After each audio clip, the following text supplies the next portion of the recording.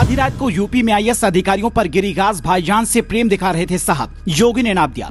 2 दिन पहले आईपीएस की नौकरी से निकाला। अचानक बैठक में 10 आईएएस पर एक्शन, अधिकारी कर रहे थे खेल। योगी गौ सेवा में व्यस्त, अधिकारी मौलवी के साथ क्या कर रहा था खेल, एक्शन की पीछे की इनसाइड स्टोरी।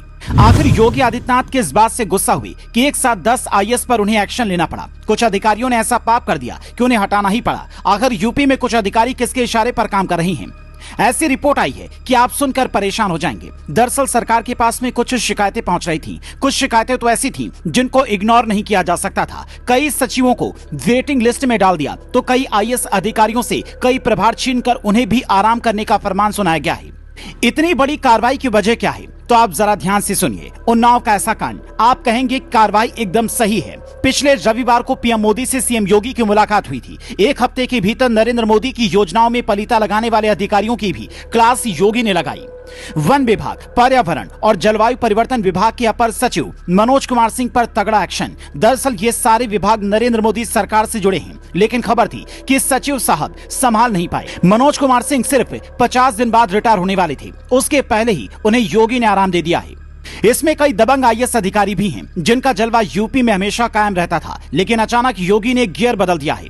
ये है डॉक्टर राजशेखर, तेज तर्रार आईएएस माने जाते हैं, लेकिन इनसे पीएम मोदी की खास योजना का जिम्मा वापस लिया गया है। नमामि गंगे का प्रोजेक्ट इनके पास ही था। हालांकि आईएएस अधिकारियों के तबादले में ही एक खबर है जिसमें छिपी है यूपी की ऐसी सच्चाई, आप जानकर हैरान हो जाएंगे। एनओसी का वो खेल चल रहा था जो हिंदुस्तान के भीतर ही बांग्लादेश तैयार कर रहा है। पिछले कुछ सालों से योगी एनओसी के खेल पर बुलडोजर चला रही हैं। कई अधिकारी मुसलमानों को स्लॉटर हाउस चलाने के लिए जो एनओसी दे रहे थे उसमें कई सवाल थे। खुलासा होते ही योगी ने ऐसा एक्शन लिया कि कई अधिकारियों की हवा निकल गई। यूपी प्रदूषण नियंत्रण बोर्ड के मुख्य पर्यावरण अधिकारी विवेक रॉय और उन्नाव के एक क्षेत्रीय अधिकारी पर एक्शन हुआ है। इस बार सस्पेंशन नहीं, सीधा निलंबन हुआ है, क्योंकि ये अधिकारी बिना कोई जांच के सीधे तौर पर मीट सप्लाई करने का लाइसेंस बांट रहे थे। डॉक्टर अनिल माथुर जो नाम में क्षेत्रीय अधिकारी ऐसा क्यों कर रहे थे कि उन्हें सरकार हटा देती है? जानकारी मिली थी कि शहर शहर यूपी में स्लॉटर हाउस धड़ल्ले से खुल रही हैं, सर्टिफिकेट बांटे जा रही हैं। नवभारत टाइम्स के अनुसार 2023 में अयोध्या, मथुरा, काशी जैसे धार्मिक स्थलों के पास भी स्लॉटर हाउस को एकाधिकार पत्र जारी किया गया। इसका खेल 1 साल पहले ही खुला था, जब एनजीटी ने दावा किया था कि यूपी में स्लॉटर हाउस कांड चल रहा है। स्लॉटर हाउस का लाइसेंस लेना या फिर पर्यावरण विभाग से एनओसी लेना काफी मुश्किल होता है। फिर एनजीटी कोर्ट ने साल 2023 में पाया था कि यूपी के अधिकारी बिना सही जांच पड़ताल के ही एनओसी यानी कि नो ऑब्जेक्शन सर्टिफिकेट जारी कर रही हैं। महाराष्ट्र में योगी प्रचार कर बीजेपी को जिताने में जुटे हैं, लेकिन यूपी में एक्शन की रफ्तार कम नहीं हो रही है। दरअसल सच्चाई ये है कि स्लॉटर हाउस के नाम पर क्या क्या किया जा रहा है, इसकी रिपोर्ट सरकार के पास है। सरकार के अधिकारी लापरवाही कर रहे थे।